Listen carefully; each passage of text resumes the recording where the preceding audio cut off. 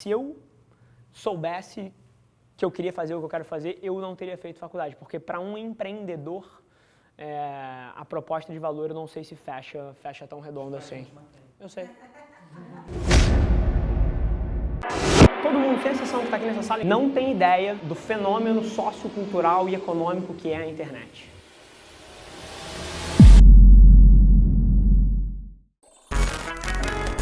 Street Light Sounds.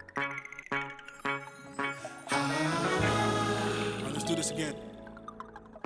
A little different this time. I told myself that money would never be a factor. Now I'm laughing at Benihana's with benefactors. Sell my soul for an artist's love with them giant raptors. My chef cooking that steak and lobster on giant platters. Forsaking all again for this fathom master. Path to disaster, enslaved by the master. I'm hearing they laughter, Drunk off my own grapes, yes I'm blasted. Pockets is fatter. Without peace, what does it matter? Manifesting this madness. Bacana, super interessante o painel, assim, eu não tenho oportunidade de conhecer o Ricardo muito bem, mas é curioso como conheço muito a nuvem, conheço muito o Fontes, o Tinder, as Spots, lugares onde ele passou também. Meu nome é Rafael, eu sou dono de uma agência de publicidade chamada Avelar Media, aqui um pouquinho de como o Bruno colocou, vendo todas as incoerências do mundo de agência, os modelos atrasados, as coisas não mudam, eu criei uma agência para pensar diferente.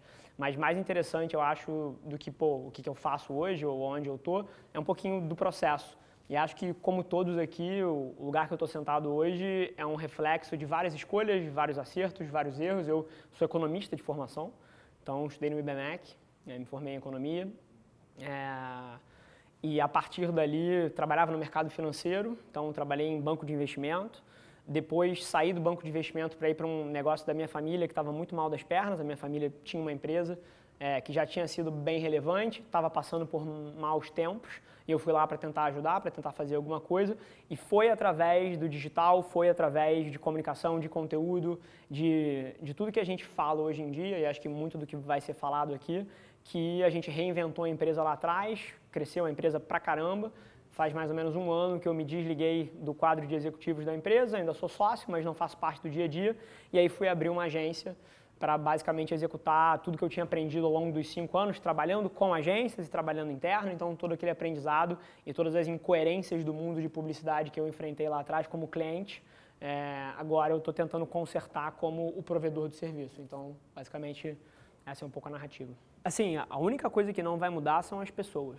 Assim, esse é o ponto final. A tecnologia é um meio, as pessoas são o que regem tudo, mas eu acho, sinceramente, essa é a minha resposta, mas assim, se eu pudesse responder de uma maneira não ortodoxa, eu diria que essa é a pergunta errada. Porque quando vocês fazem essa pergunta, o que vocês provavelmente estão tentando escolher é o caminho que vocês querem seguir. Então, dado que isso aqui não vai mudar, sei lá, vou dar um exemplo. Se alguém aqui quiser ser médico, o que não vai mudar na medicina? O que tem chance de ser, substituído por inteligência artificial mais rápido? Sei lá, radiologia? Então não vou escolher radiologia, então vou escolher outra coisa? Eu acho que essa é a pergunta fundamentalmente errada, porque se tem uma coisa que qualquer um aqui nesse banco pode te dizer que é impossível prever o futuro, e o que você acha que não mudaria, alguém pode inventar um negócio e mudar no dia seguinte. Então essa é uma péssima pergunta. A pergunta certa é o que faz você vibrar? Tipo assim, o que você está metendo a mão hoje em dia que faz o seu coração vibrar, que faz você, eventualmente, ter uma quantidade de energia maior para executar aquela tarefa? Faça aquilo. Não tenta pegar no mundo o que é meio imutável ou o que é garantido e escolher. Isso é uma escolha horrível para a sua vida e para a vida de qualquer um. A pergunta certa é, o que me encanta? Eu vou lá e faço isso. Porque duas coisas. Primeiro, o mundo tende a mudar e se você faz o que você ama, eventualmente o mundo vem até você. Eu vou dar um exemplo. Eu era totalmente viciado em jogos online quando eu era mais novo. Assim, jogava todos os possíveis.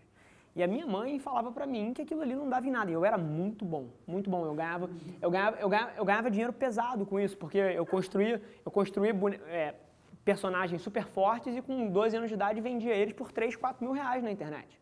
Então, assim, com 11 ou 12 anos de idade, eu estava ganhando, dinheiro real fazendo essas coisas. E a minha mãe, chegava, às vezes, a quebrar computador meu, para de jogar essa merda.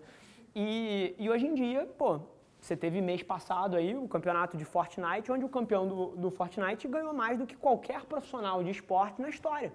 Ganha mais do que o Tiger Woods, ganha mais do que qualquer ATP ganhar mais que qualquer etapa do ATP do Mundial de Tênis jogando videogame. Então, assim, é uma escolha... Não estou falando que videogame é a escolha certa para vocês, não é isso que eu estou falando, mas... Ele vende. Mas o ponto aqui é que se você escuta o seu coração e faz alguma coisa que eventualmente te dá uma energia maior, o mundo vem até você e as coisas mudam e você encontra um caminho e às vezes, o que não era valorizado passa a ser. Então, eu convidaria cada um de vocês muito menos a buscar essa resposta no mundo e muito mais a buscar essa resposta dentro de vocês. Se você começa a programar e daqui a pouco você perde a noção do tempo e programa 5 horas seguidas sem perceber, faça isso.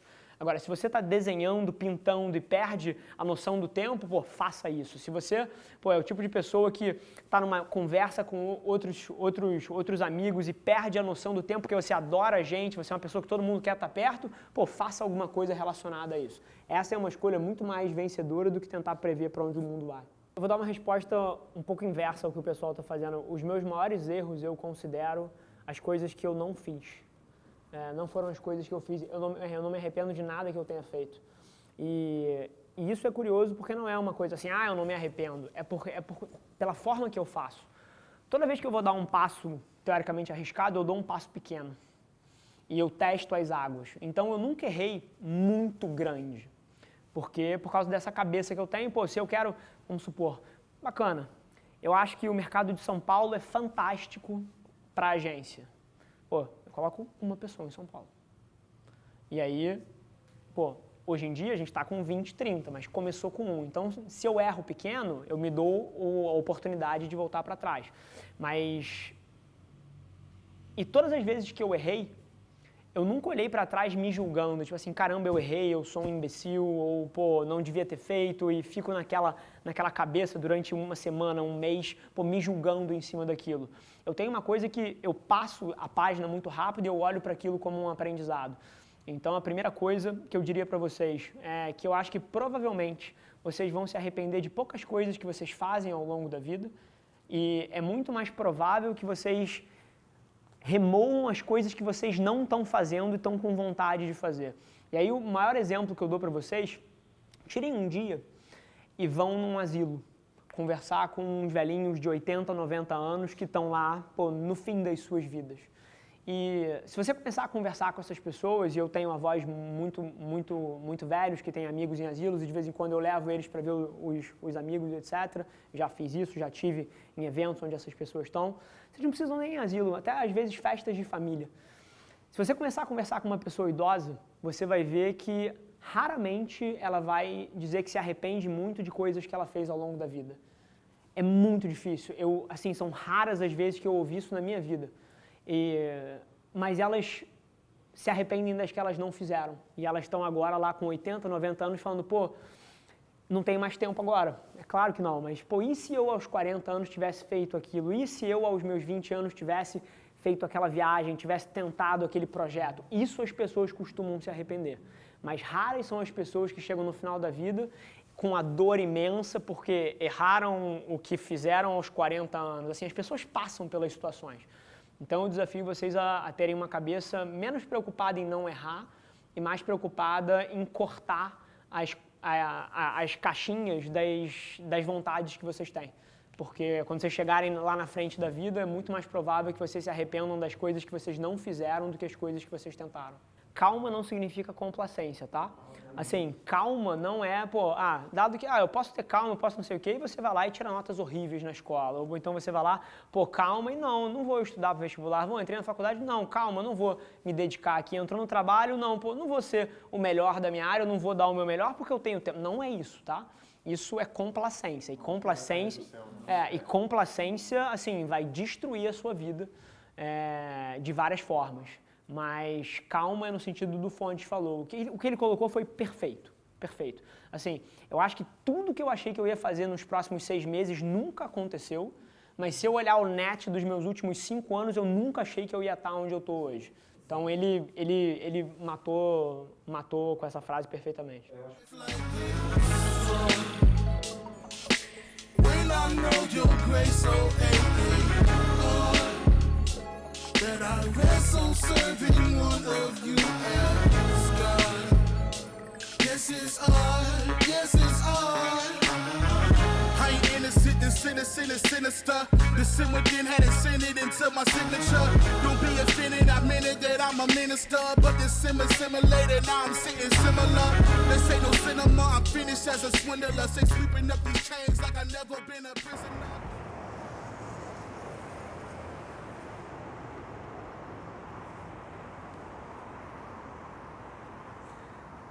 Super interessante enquanto tem empresas e companhias debatendo o valor de conteúdo estrategicamente pensado para o seu negócio e campanhas pensadas dentro do digital. A gente vê empresas extremamente progressivas, anos-luz na frente, já pensando em microsegmentação, pensando na sua estratégia de comunicação não mais como peças para atingir a massa com uma comunicação só, mas sim uma comunicação super segmentada e pensando centenas de peças por semana, centenas de peças por mês, que é o caminho que eu sei que todo mundo vai seguir daqui a 3, 5 anos. Mas é muito curioso, toda vez que você está no meio de um movimento, você vê uma dicotomia radical, que são pessoas que ainda estão céticas sobre para onde as coisas estão indo e tem outras que estão colhendo os frutos das oportunidades que estão na mesa. Então, super interessante, mais uma reunião corroborando um pouquinho isso. É um dos maiores clientes aqui da agência e é um dos clientes que eu mais gosto de trabalhar, porque eles... Eu diria que os clientes da Velar Mídia não fazem 10% das coisas que eu digo para eles fazerem e que eu acredito que eles deveriam estar fazendo. Aqui o pessoal faz tudo e estão colhendo os resultados disso. 14 horas para dentro do dia aí, quase 8 horas da noite. Mas assim, que dia fantástico. E o motivo pelo qual ele está sendo fantástico é uma palavra só, perspectiva.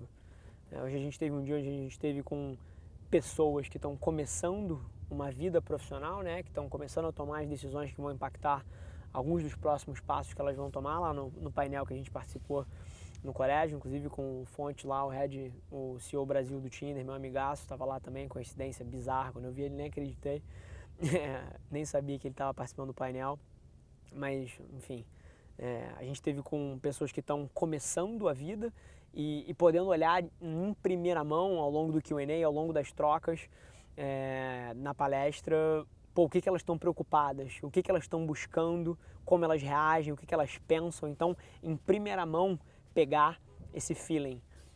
E na outra ponta do dia foram só reuniões com empresas muito grandes, a última agora, uma das maiores empresas brasileiras, que é cliente da agência, e observando como as empresas estão reagindo a essas pessoas que, número 1, estão entrando no mercado de trabalho e vão ser funcionários da empresa. Número 2, são consumidores ativos do que as empresas produzem, então a comunicação precisa ser adequada para essa galera. Então, se eu acho uma coisa que tem me diferenciado e diferenciado por carrego a forma com que a Velar Mídia olha para o mundo, é o fato de que a gente não lê a manchete que os outros escrevem. A gente é mega preocupado em pegar informações em primeira mão. E, você quer entender comportamento de consumidor? Você vai no consumidor. Você não vai ler o artigo que o fulano de tal escreveu, viesado para os interesses dele. Você quer, eventualmente, entender como é que as companhias pensam e o que elas estão reagindo? Você não vai ler o artigo. Você vai sentar com esses executivos. E, a partir daí, você cria a sua síntese, que essa sim te coloca na fronteira da inovação. Por definição, é impossível você inovar lendo o que os outros estão fazendo.